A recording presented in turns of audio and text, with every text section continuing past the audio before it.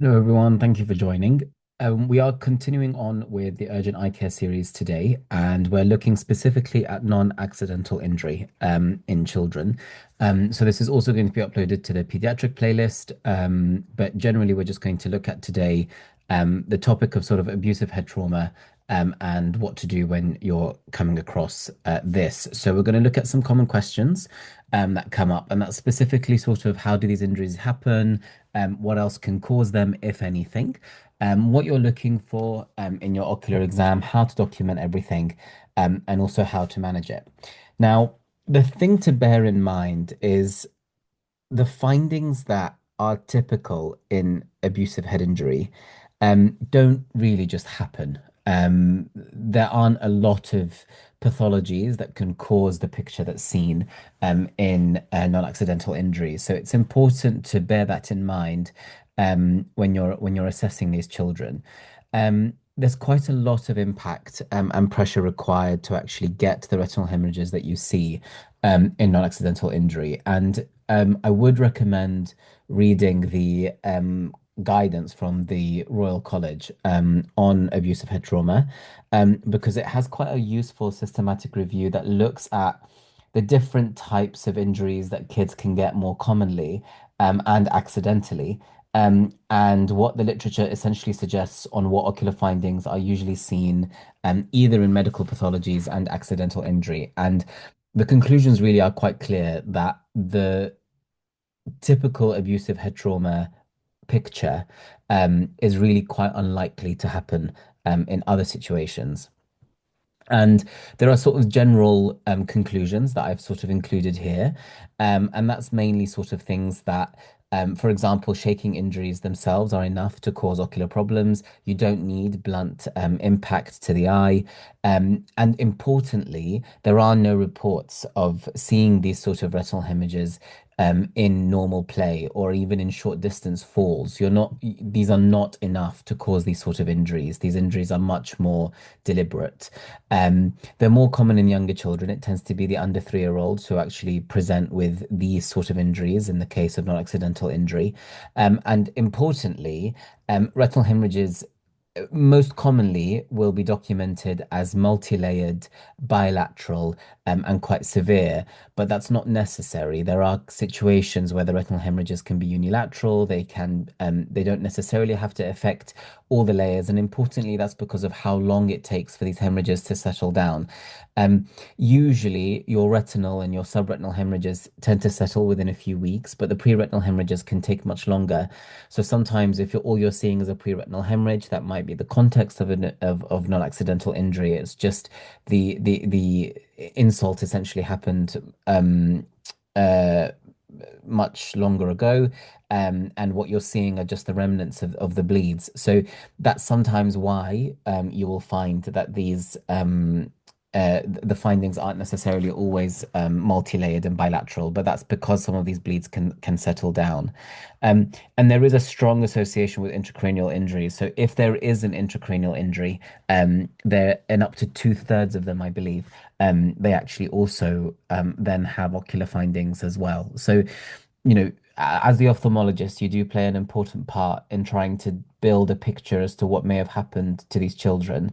So it is really important you take your time with the examination and really look for things properly and make sure you're not missing anything because these hemorrhages can also be quite peripheral. They don't have to be at the pole.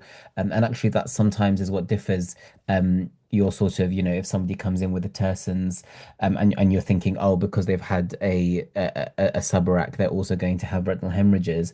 Those hemorrhages tend to be very much, close to the disc. They tend to be very much at the pole. So the findings look different in abusive head trauma. So I wanted to sort of go through front to back what you might be finding and what you might see. So starting with the orbit and the lids, in something that's a bit more obvious, you may see some swelling of the lids, some edema, maybe some bruising. They may have some proptosis. Any new sort of onset deviation can sometimes signal that there's a problem with the orbit itself. Then looking at the anterior segment, subconjunctival hemorrhages, ruptures to the descemes, hyphemas, anterior chamber inflammation inflammation, irregularities to the pupil, again from trauma, problems with the lens, rupture of the globe itself.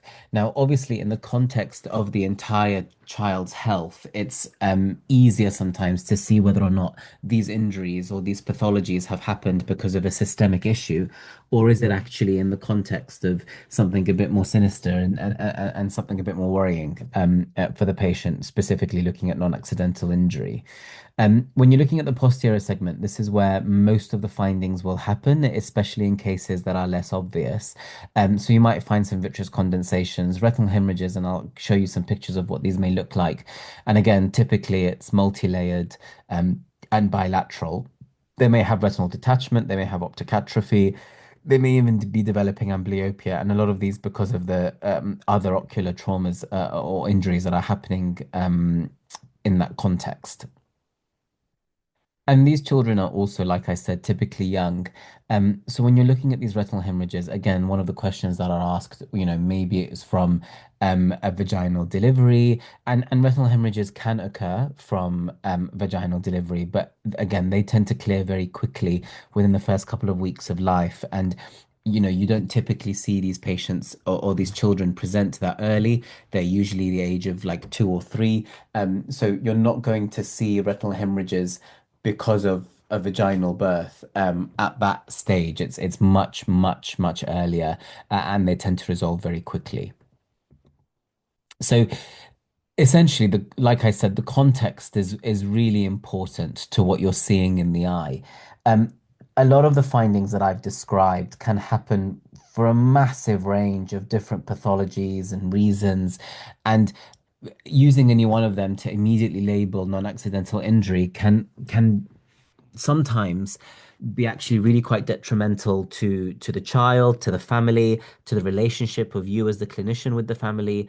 So it's important you do kind of consider the context before you start to raise suspicion. And remember that usually when you're looking at these patients, suspicion has usually been raised because of a different injury. It's not typical that non-accidental injury is found because of a routine ocular assessment, or an assessment for another reason. Usually, these children have presented with a different injury, and a protocol has been triggered, and then that would involve an ocular assessment. It's not typical that you are triggering non-accidental injury from the ophthalmic side of things. It's more we get involved with the pediatric team and we work very closely with them. Um, and we're asked to come and assist with their assessment. Um, so a quick comment on what these hemorrhages can look like. So what you can see there on the image on the far left, multi-layered hemorrhages. So superiorly, you can see these pre-retinal hemorrhages obscuring the retina and the vessels. And then further inferiorly, you can see some hemorrhages that actually are lying underneath the vessels within the retina itself. So they're very multi-layered. The picture on the right-hand side shows the right and left eye of a child who has quite extensive multi-layered bilateral hemorrhages. And there's very little that can cause this sort of picture in children without other systemic features. So, potentially things like leukemia, cancers in children can sometimes give you these multi-layered hemorrhages, but there would be other clues pointing towards that. So the overall context is important when you're seeing these sort of findings, but these findings are quite rare in accidental injury. The force required to cause an injury like this is usually much more, unfortunately, much more deliberate. So how do you manage these patients in the acute setting when they've just been referred and you're out of hours, or when you're initially treating this in the urgent sort of setting? Within the NHS and within the UK at least, these children are usually admitted until all the reviews are done, and until everything has been either downgraded or resolved. The safeguarding teams are usually involved, and there's usually a named doctor or a named nurse within your trust, and this is specific to the UK. Kind of audience where there's a named person who gets involved who will trigger all the safeguarding protocols, and wherever you work there will be a similar system in place. And the most important thing is that you have a very, very clear report of all the findings that you can see, and that's either none or it's something. And you need to make sure that you are reporting things very, very clearly. And ideally, it ought to be the most senior clinician available at the time to perform the assessment. If you don't feel confident doing that, then that's important to to state. If it's out of hours and you're the only person available, sometimes that might need to happen on an out of hours basis, or at least we need to wait until there is somebody who's a bit more confident in order to do the exam. You're wanting to dilate these children, you're wanting to, it will need to be an indirect exam. You're taking a very, very close picture. You may want to even, you're taking a very close look. You may even want to consider taking pictures if you can. If you're in a department that has a ret cam, for example, that is able to take pictures of children, that's that if that's necessary and you can do that, then that can be very helpful. There is a pro forma that's given from the college. So this is taken from the guidance on abusive head trauma. And again, I do recommend you read it. But this is a useful pro forma that sort of looks at the things that you can document. So you can see it and you can go through it. So you're looking at things like the visual acuity, the motility, going from front to back. So again, any subconjunctival hemorrhages, what does the anterior segment look like? What do the pupils look like? And then the majority of this is looking at the fundus. So are there hemorrhages? How many are there? Where are they? Are they distributed sort of within zone ones all the way out to zone three? What do they look like? Is the retina attached? What does the optic nerve look like? So it takes a very sort of granular approach to the retina.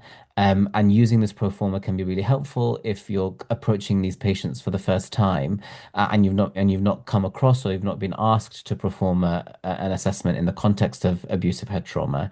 And this pro forma can be helpful in just sort of triggering your mind in terms of what you ought to be looking for and what you want to consider when you're examining them. Imaging, like I said, if you do have digital imaging available, this can be really helpful for documentation and for monitoring purposes. The important thing to bear in mind is that if it is digital imaging, it needs an unedited printout. So you don't edit the image, you just print it out, and that needs to then be signed by two witnesses, that it's been an unedited printout.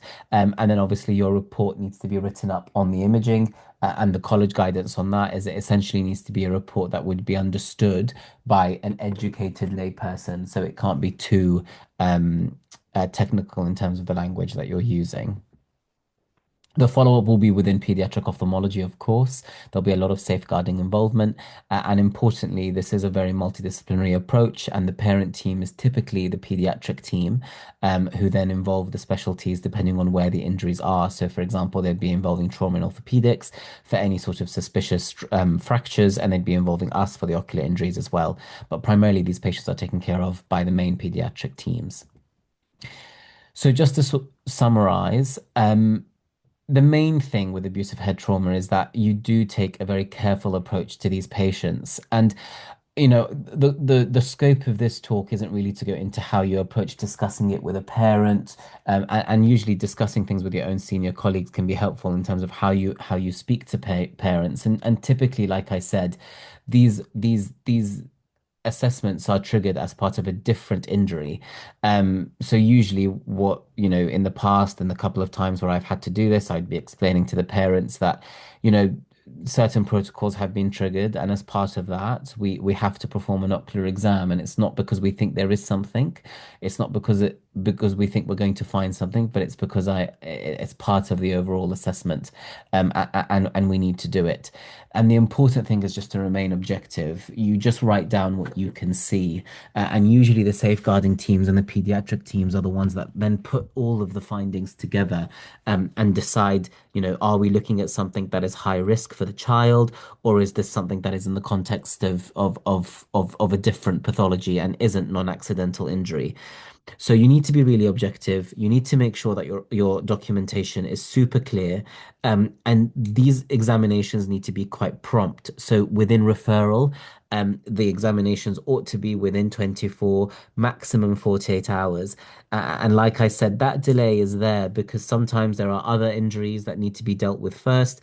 and also you want a clinician that is confident to comment on what is actually going on. So obviously overnight, if or over a weekend, for example, if the only person available is a junior trainee who isn't necessarily confident on performing a thorough ocular exam on a child, then that time essentially allows then a more a senior trainee, or for example, a consultant to then come in and actually perform the examination as well. So that brings us to the end. It was just a run through on abusive head injuries, specifically kind of, how do you approach these patients? What are you looking for? What are you considering? And then just a quick comment on how these patients are managed acutely, and then also longer term. So, your retinal hemorrhages, you may not necessarily do anything about them acutely because you're not going to, there isn't necessarily an acute intervention for them. But the patients will obviously then be followed up within the pediatric clinics, like I said. So thank you very much for joining. As ever, I do really appreciate the feedback. So please do fill that out. And we'll see you at the next one.